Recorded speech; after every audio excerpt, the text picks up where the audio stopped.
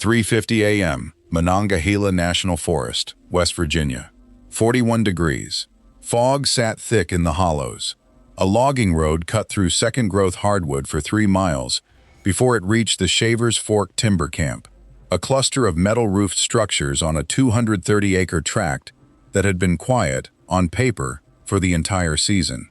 The first vehicle through the gate was a black FBI tactical transport. No lights, no siren. It stopped 40 yards short of the bunkhouse. 12 agents moved forward on foot through the tree line, boots finding soft ground between red oak and yellow birch roots. The fog limited sight lines to roughly 30 feet. Each agent wore a thermal monocular clipped to his chest. No one spoke above a whisper. Radio communication switched to bone conduction earpieces to eliminate any ambient sound leakage. Behind them, 2 ATF units took the fuel shed and the saw decks simultaneously. The ATF element at the fuel shed moved in a staggered 2x2 formation, staying low on the lee side of the woodpile that ran along the shed's north wall. The element at the saw deck came in from the uphill side, using the deck's corrugated steel canopy as visual cover against the single exterior light on the bunkhouse, a bare bulb on a timer that had been burning since 10 p.m. The whole approach took 4 minutes. Inside the bunkhouse, 8 people had been locked in since 6 p.m. the previous evening. Locked in every evening for 35 days. None of them knew what was happening outside that door. They could not see the tree line. They could not see the agents moving through the fog. What they could see, if any had been awake watching through the single narrow window on the east wall, was the same thing they'd seen every night for 5 weeks. The pale glow of the exterior bulb, the edge of the gravel yard, and nothing beyond it but darkness and forest sounds. That was about to change. What brought federal agents to a remote timber camp in the Allegheny highlands at 3 in the morning was not a tip, not a wiretap or financial audit. It was a thin column of pale smoke, logged in a government notebook by a man sitting alone in a fire tower, 9.2 miles away. One entry, 11:40 p.m., off-season, no permit filed. That notation would take 35 days to become a federal raid, but it started a chain that ran straight from a single observation to the arrest of 3 men and the recovery of 8 adults who, by the time agents reached them, had been held in debt bondage through one of the coldest springs the eastern highlands had seen in a decade. This is what happened between that smoke column and that door. The Shavers Fork Timber Camp sits in Randolph County, east-central West Virginia, roughly 18 miles east of Elkins. The tract runs along the western bank of the upper Shavers Fork watershed, inside land leased from the Monongahela National Forest under a U.S. Forest Service timber contract. The camp is modest: 2 saw decks, a covered fuel shed, a tool barn, and a bunkhouse rated for 14 seasonal workers. A gravel access road connects it to Forest Route 219. The nearest residence is 4.6 miles south. On a still night, sound carries well in that valley. The low rumble of a chainsaw, the crack of a felled tree, the cough of a diesel engine starting in cold air. But sound dissipates fast in terrain that broken, absorbed by ridgelines and hollow walls before it reaches anyone positioned to interpret it. The operation was run by the Brennan family, father and 2 adult sons, third-generation Randolph County hardwood cutters.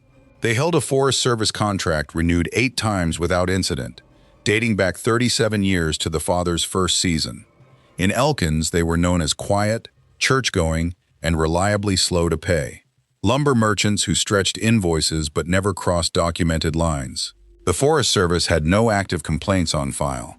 The county had no record of labor disputes, no prior federal contact. On paper, Shavers Fork was exactly what it looked like: a small family logging operation that worked seasonally, filed minimal paperwork, and drew no attention. That was precisely the point.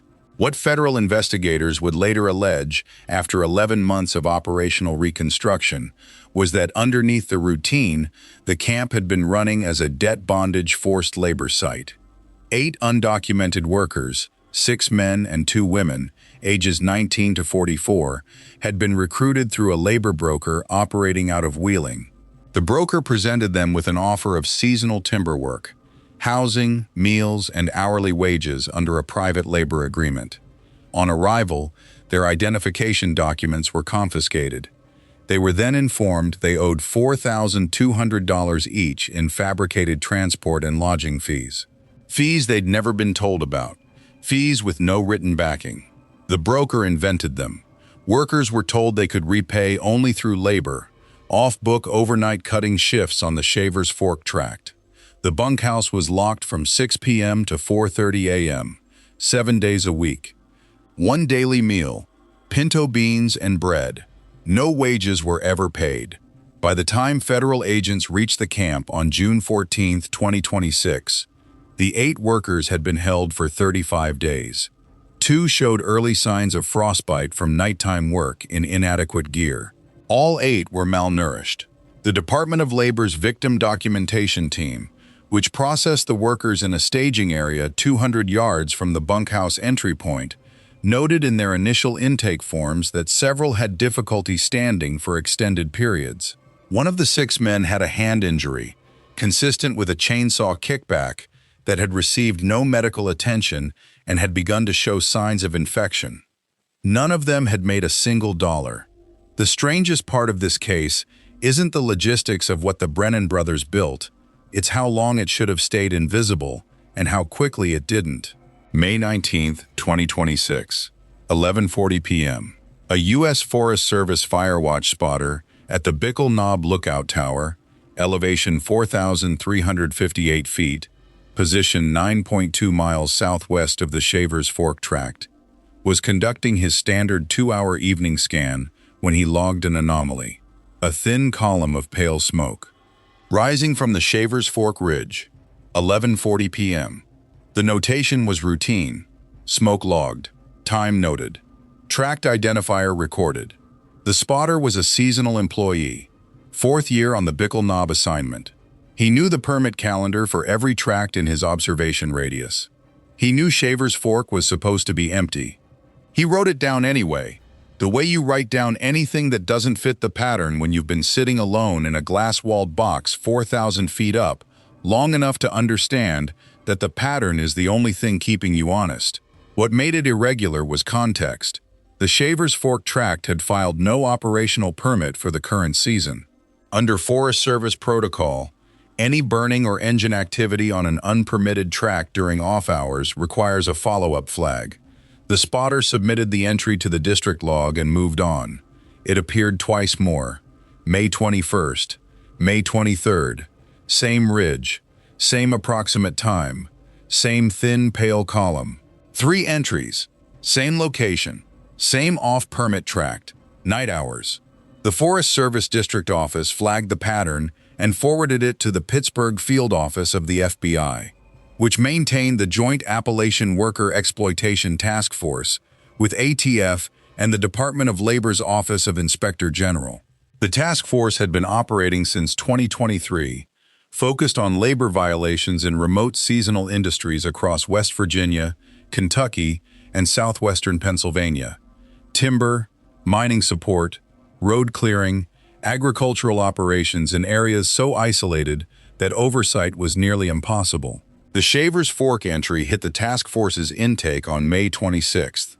The agent who reviewed it, a task force coordinator based out of Clarksburg, pulled the Forest Service permit database. The Brennan operation had last filed active paperwork in October 26, at the close of the prior season. Nothing for spring 2026.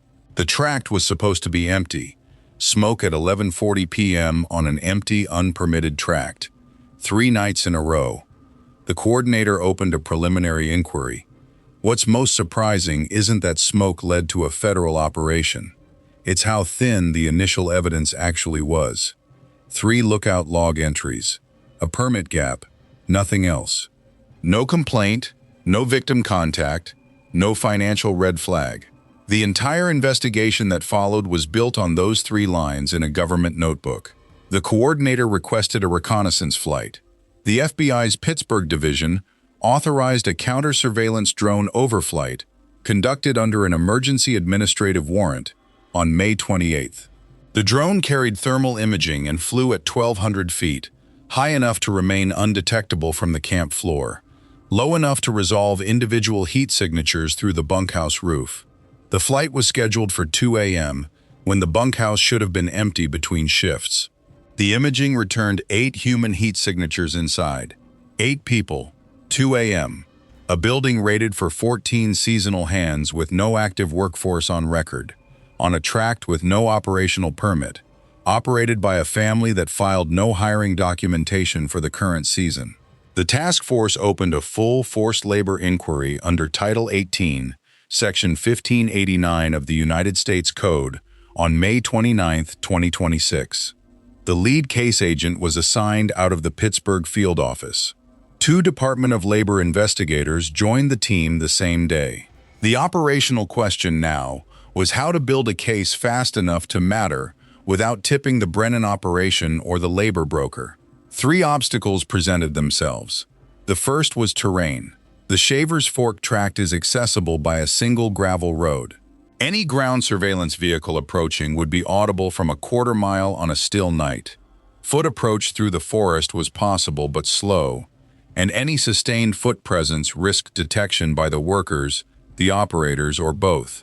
The second was communication. Cell coverage in that section of Randolph County is marginal to non-existent. The task force could not establish real-time ground observation without pre-positioned assets, which required physical placement, which returned to the terrain problem. The third was timing. Every day the inquiry ran was another day 8 people were locked in that bunkhouse. The task force solved the terrain and communication problems the same way. 2 additional drone overflights were conducted on June 2nd and June 7th, both at 2 a.m., both thermal. The June 2nd flight confirmed 8 signatures. The June 7th flight confirmed 8 signatures and added 1 data point. A vehicle, a pickup registered to the labor broker, using the name Carson Mull, listed at a Wheeling address, was parked at the fuel shed. It hadn't been there on the prior flight, Carson Mull. That name did not appear in any prior federal database. He was not known to the task force. He had no prior federal contact. The coordinator ran a financial trace. Mull operated a labor placement service registered in Ohio under the name Tri-State Work Solutions, incorporated in 2022. The business had filed state paperwork for labor placement in West Virginia and Pennsylvania. It reported placing workers in seasonal agricultural and forestry positions. The task force pulled 3 years of bank records under a sealed subpoena. Tri-State Work Solutions had deposited $112,000 in cash between November 2025 and April 2026. No payroll records matched those deposits. No worker payments had been issued. Cash in, nothing out. Put yourself in the case agent's position. You have thermal signatures confirming people inside a locked structure at 2 in the morning. You have a labor broker with 6 figures in unmatched cash deposits.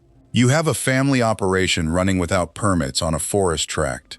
And every day you spend building a cleaner case is another day those people are in that bunkhouse. The pressure to move fast and the pressure to build something that sticks in court are pulling in opposite directions. The case agent made a call that would prove critical. Don't move on incomplete evidence. Build the full picture first. That decision added 12 days. During those 12 days, the task force was not idle. The case agent worked 2 parallel tracks. The first was documentary, building the financial and corporate paper trail behind Tri-State Work Solutions and its connection to the Shavers Fork operation. The second was what investigators internally called the victim identification track, attempting to establish, before entry, who the 8 workers were, where they came from, and what their legal status was. That second track mattered because post-entry protocol differed significantly depending on immigration status. Workers with valid documentation would be processed through the Department of Labor's standard witness protection framework. Workers without documentation qualified for T-visa protective status under the Trafficking Victims Protection Act, but only if they had cooperated with law enforcement, and cooperation had to be documented from the first moment of contact. The Department of Labor's two assigned investigators spent 4 days reconstructing what they could of the recruitment pipeline. They identified a community outreach center in Wheeling that had previously received complaints, never formally filed, about a labor recruiter operating out of a storefront on Market Street. The recruiter's description matched the operational profile of Tri-State Work Solutions.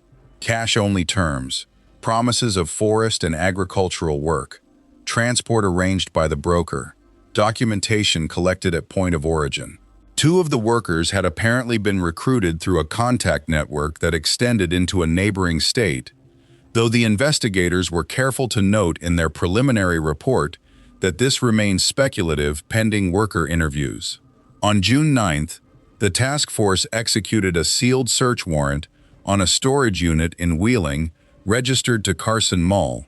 Inside, they found a locked metal box. Inside the box, a coded ledger. Handwritten, pages of initials, dates, dollar amounts, and what appeared to be a debt tracking notation system. 8 sets of initials matched the timeline of the Shavers Fork operation. Beside each set, a starting figure of $4,200, with deductions logged in a column, not wages paid, but debt supposedly reduced through labor. The ledger documented, in Mull's own hand, the debt bondage system in operational detail. It was the evidentiary anchor the case needed.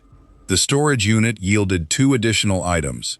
The first was a prepaid cellular phone, recovered from the back corner of the unit inside a sealed plastic bag, that, when forensically imaged, contained a series of text message exchanges between a number registered to Mull and a second number that traced to a prepaid device purchased at a Wheeling convenience store in March. The content of those messages, according to the prosecution brief, included references to worker counts, payment schedules, and what appeared to be coded references to document custody. The second number was never definitively linked to anyone, and that thread remains open. The second item was a manila folder containing photocopies of identity documents.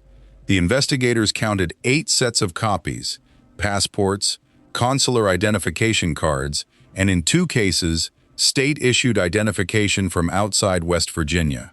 Every original had been confiscated. The copies were Mull's record of what he held. Here is what this case tells us. A federal timber lease operated as a labor site for 11 months, through an entire off-season, a full winter, and into spring, without triggering a single automated review. The Forest Service contract renewal process checks operational compliance, not workforce conditions. The State Labor Authority has no jurisdiction on federal forest land.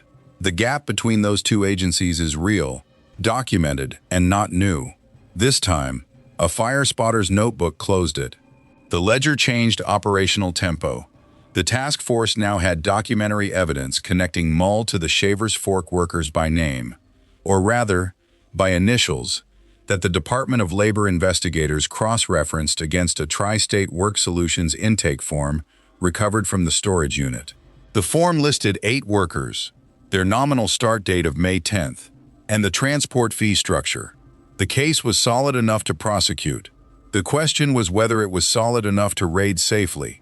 That question mattered because the June 7th drone overflight had identified 6 unregistered firearms, specifically shotguns, in a rack mounted inside the fuel shed.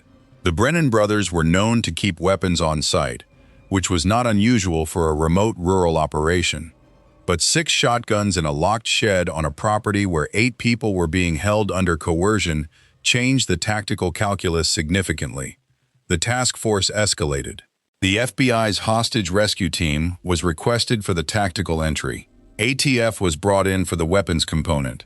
The Department of Labor would deploy investigators immediately behind the entry team for worker documentation and protective custody processing. The raid date was set for June 14, 2026, 0350 hours.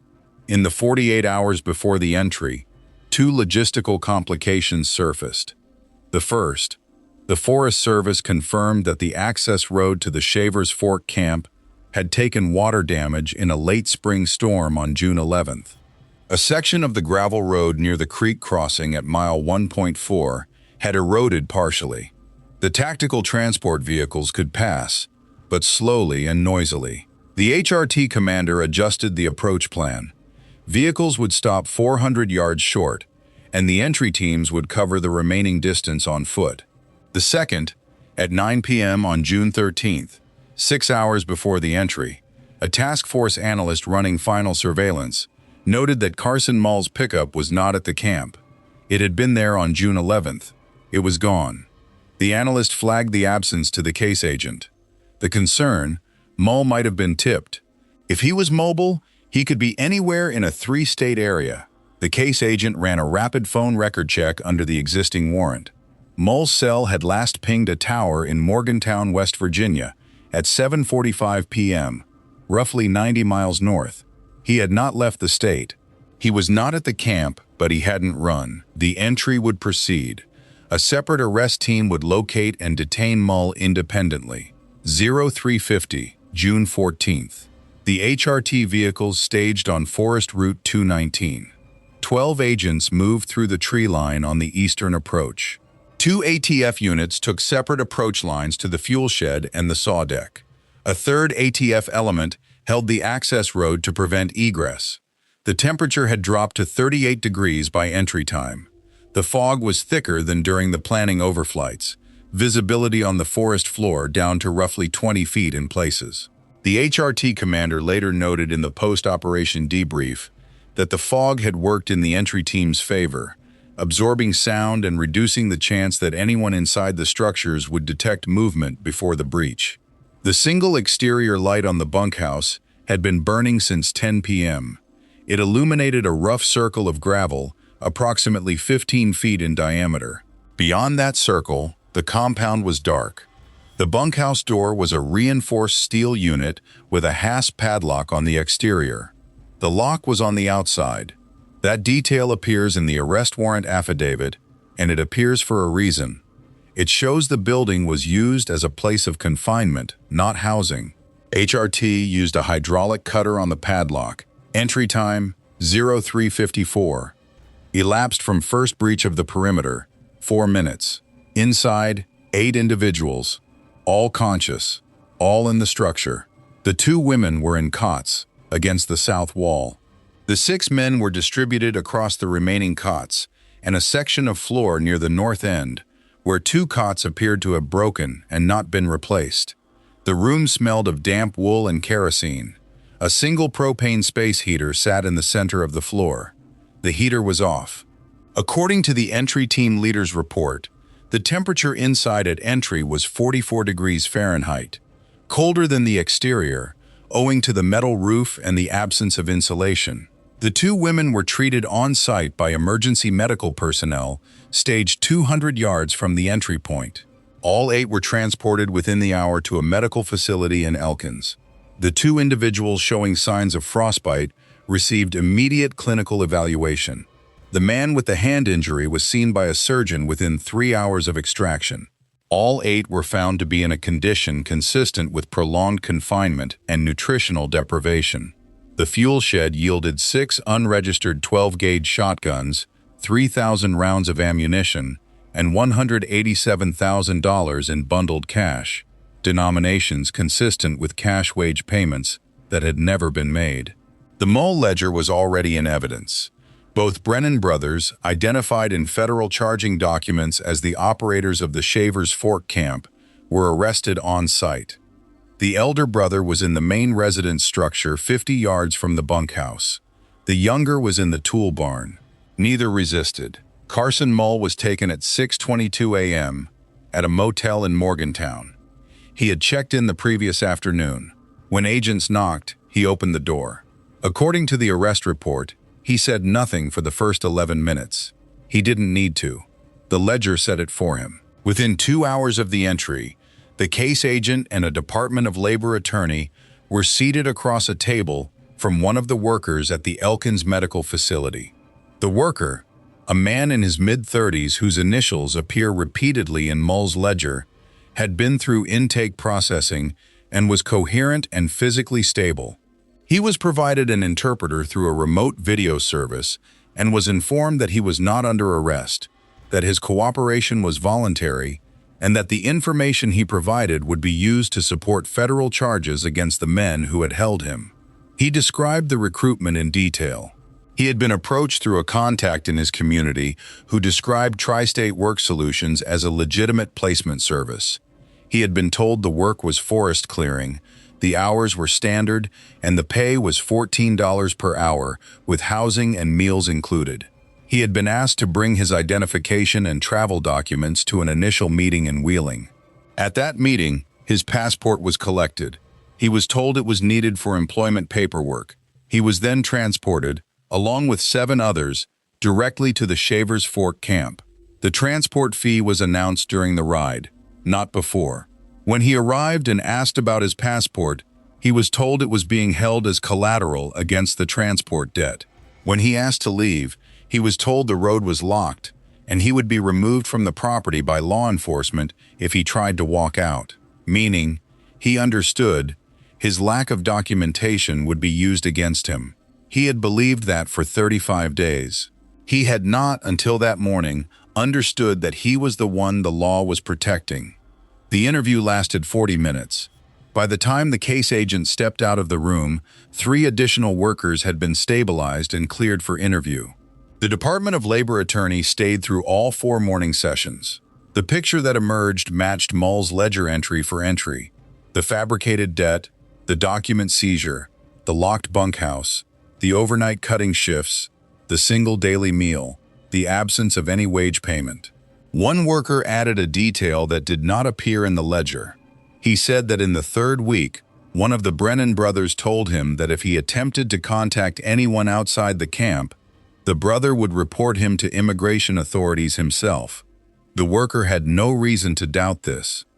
He had never been in federal custody before. He did not know what a T visa was. He did not know that the law contained specific protections for people in exactly his situation. He had been told, by the man who held his passport, that the law was not on his side. That is the mechanism. Not chains, not walls beyond a padlocked door. Information asymmetry. The workers knew they were trapped. They did not know the trap had a legal key, and that the key existed specifically for them. The federal charges filed in the Northern District of West Virginia on June 16, 2026, cover 3 defendants and multiple counts.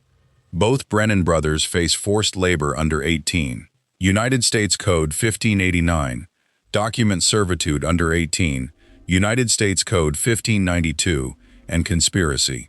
Carson Mull faces the same forced labor and document servitude counts, plus a wire fraud charge related to the fabricated transport fee structure, and a separate federal weapons charge for the unregistered firearms on property he had operational control over.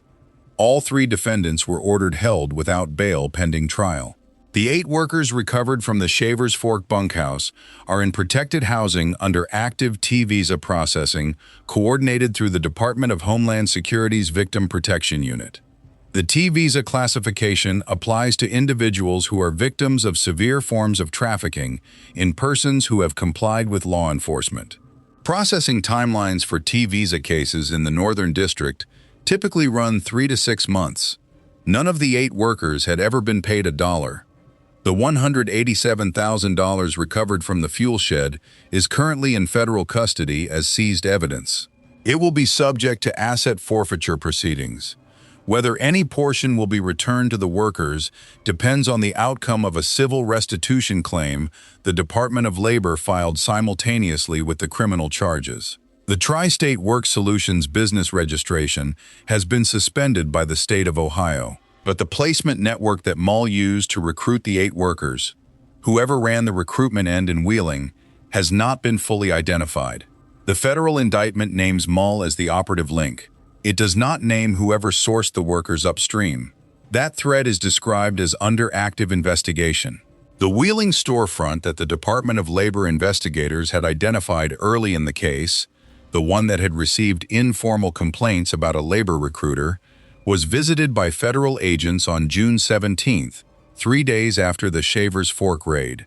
The storefront was a shared commercial space, leased month to month, housing several small service businesses.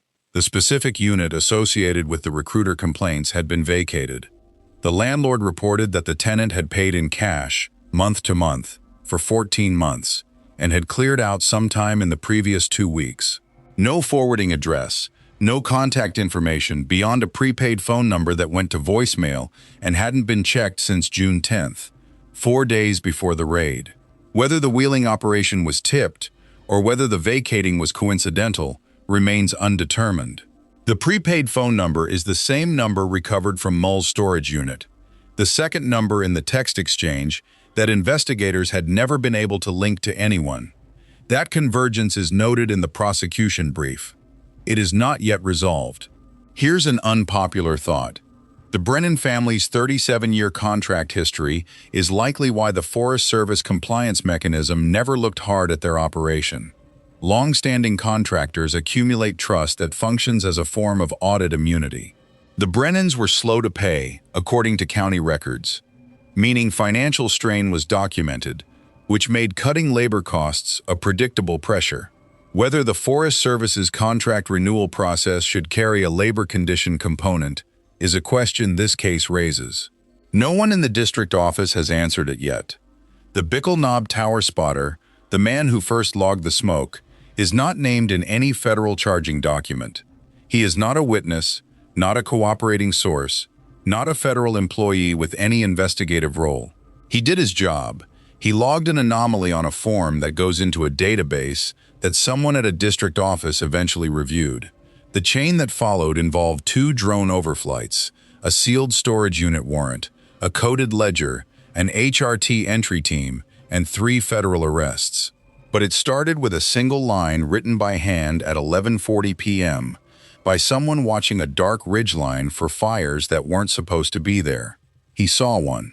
It wasn't the kind of fire the tower was built to watch for, but it burned long enough for someone to follow the smoke. One detail stuck with us after reading through the case file: the padlock on the outside of the bunkhouse door.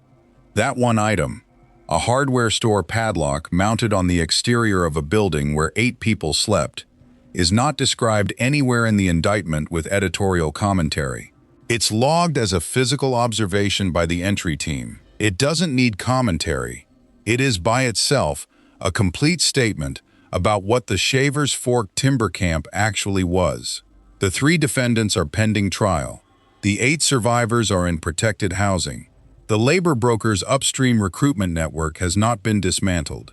The exact source of the $187,000 in cash remains under active investigation. Investigators have not confirmed whether it represents only the Shavers Fork operation or whether additional sites were involved. The Brennan family operated 2 other tracts under adjacent Forest Service leases, both in Randolph County. Neither has been formally searched. Both are currently under administrative review. The Shavers Fork bunkhouse has been sealed by federal order. The padlock is still on the door. The Forest Service permits database shows the tract as inactive, pending investigation. Exactly as it should have shown it 11 months ago, before any of this began. Drop a comment with part 2 if you want the follow-up when the Mull Upstream Recruitment Network investigation closes. That case is still running, and when it breaks, it will likely reach beyond West Virginia. 3 arrests, 8 workers freed, 1 coded ledger. The demand that created all of it remains unchanged. The geography that made it possible still exists. And somewhere in the permit database for every national forest in the eastern highlands, there are other tracts that have not filed active paperwork for the current season.